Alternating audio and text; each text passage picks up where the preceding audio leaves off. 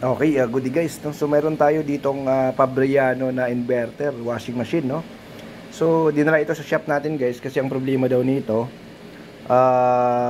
okay naman sa wash, pero pagdating ng rinse, hindi siya nagkakarga ng tubig, nagkakaroon ng error na E1 error, no? So Fabriano ito guys, inverter.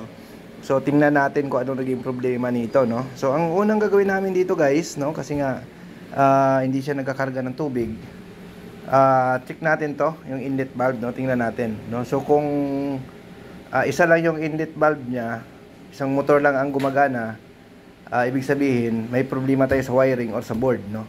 Pero kung dalawa siya, i-check natin yung secondary na inlet valve, no? So buksan natin kasi nga first time ko rin buksan tong Fabriano na brand, no? Tingnan natin kung anong problema nito. So bubuksan ko lang to, meron lang tong mga bolts dito.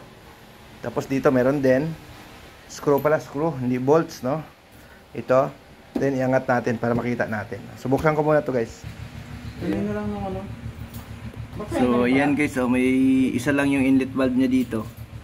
So kung gumagana siya sa wash, tapos sa rinse ayaw niya magkarga ng tubig, so ibig sabihin mayroon siyang problema, no? So tingnan natin kung anong problema nito, no? So bakit ayaw niya magkarga ng tubig kapag dating sa rinse? Isa lang naman yung kanyang inlet valve dito. Ayan, isa lang. So ayan guys, so nilagay natin siya sa rinse to guys, no? Umiikot siya muna.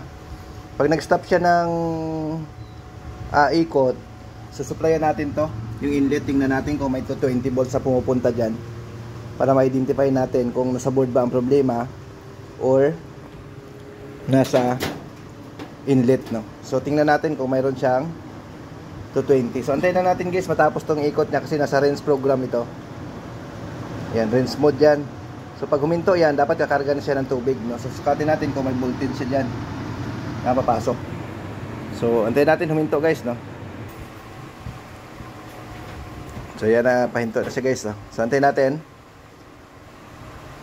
So tingnan natin kung magkaroon siya ng karga ng tubig.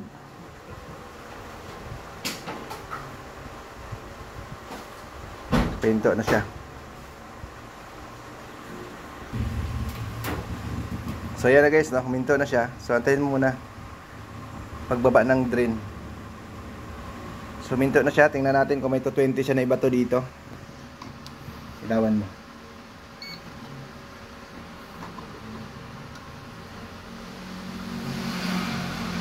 Tingnan natin siya guys, no? So wala pa. Pagbaba na siya ng drain, saka natin siya tingnan kung may supply. So yan, so bumitaw naman siya. Tapos ayun, mayroon na siyang 230 volts, 238 volts. Ayan, nababasa yan. So working naman siya, no? Okay naman siya. So testingin natin kung bakit nawawala yung, sabi ng customer, wala daw kumakarga na tubig, no? So yun, so working naman siya guys, no? So tingin ko nag-malfunction lang siya, no? So working naman, gumagana naman. So testingin natin to siya mamaya na idadaan natin sa tubig kung magre-rinse ba ito. So yun, tingnan natin yung likod, bakit nag-okay naman siya, no, nung dinala sa atin dito. So tingnan natin kung anong problema.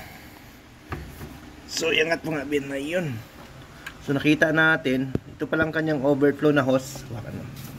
Ito, butas. Ayan guys, puro tad-tad ng kagat ng daga. Ayan, oh.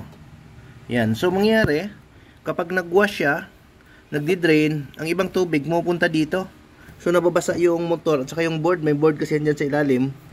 Nababasa siya. So ang nangyari, pagdating ng rinse, hindi siya magkakarga ng tubig kasi nga basa yung board. Nagkaroon siya ng E1 error. So itong naging dahilan. Ayan, oh. Ayan. So pag nag-drain, kasi paghatak ng drain valve natin dito, paghatak, automatic yung ibang tubig dadiretso doon sa drain hose. Yung iba naman dito. So babasa siya ngayon dito hanggang mabasa yung motor, mabasa yung board dyan. So mag-iiwan siya, hindi na magkakarga ng tubig para doon sa rinse. So yun ang naging problema nito, no? Kung bakit hindi siya nagkakarga ng tubig sa rinse, no? Nung tinesting natin na tuyo, gumana naman. So yun po ang problema nito guys, no? So nakita natin yung problema. Yan pala. Ayan. Basahin. So yun, pinahiga natin siya guys. Ayan. So yung board kasi guys nandito, ayan oh. Ayan sa ilalim. So kapag tumutulo to, yung ano na yan, so nababasa yun. So pag nababasa siya, hindi na siya gagana, no? So nababasa yung motor, nababasa yung board. So nagkakaroon siya ng problema, no? So kaya pala na kapag ginagamit ng customer, pag i-testing namin, okay, nagkakarga ng tubig, pero pag nag-rinse na, hindi na siya gumagana, hindi na nagkakarga ng tubig, no? Hanggang pinowl out na lang kasi ang expect namin ay board problem, kaya repairin namin. So nung nakita, ito pala ang naging problema niyan. So yun, ang lagyan lang natin ng plastic yan, tapos electrical, then okay na yan. So talagang ano siya guys, so yan oh. So daga po yung salary nito, ayan oh. Yan.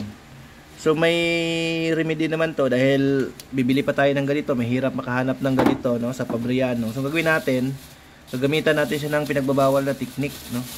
So babalutan siya natin ng plastic na makapal, dublihin nyo yung garbage bag, pwede diyan. Yan. Balutin nyo muna siya dahil ano lang naman siya yung overflow lang naman. So dandanan mo lang baka matanggal yung dulo. Yan, dahil overflow siya. So lagyan lang natin siya ng plastic muna, primary. Then i-electrical natin siya, no, para wala na siyang lalabas na tubig diyan. No, so i-electrical tape natin siya. So pinagbabawal na technique to habang wala tayong pamalit, no. Pero kung may pamalit, mas maganda palitan. Pero ito naman pang matagalan na rin to, no. Ayan, lagyan natin siya ng plastic. Then i-electrical mo siya, no. Paikutan mo siya ng electrical para hindi na babasok yung tubig diyan. Ay importante lang naman yung tubig diyan, hindi tutulo. So wala naman siyang pressure na hold. So magkakaroon lang siya kasi ng ano diyan, parang backflow lang siya no pag nagdi-drain. So diyan siya dumadaan. Kaya nagkakaroon siya ng error. So electrical tape lang natin yan guys. So pinagbabawal na tiktik yan. Pang matagalan na rin no. So nasa inyo pa rin kung gusto niyo papalitan, pwede naman yan palitan. Pero medyo mahal din yan pag binili niyo yan sa service center. Mag-re-rinse din niya mga 900 yan to 1.2 yung ganong parts lang yan. So pwede naman natin lagyan lang ng ganyan no. So yun no. So ito ang naging problema niya, nakita natin, iwan error ng Fabriano. Kapag nagdi-drain, nababasa yung board kaya hindi siya nagkakarga na pagdating sa rinse no. So yun. Okay? No? So sana makatulong po yung video natin no doon sa mga baguhan at sa mga hindi pa naka-encounter nito. Thank you.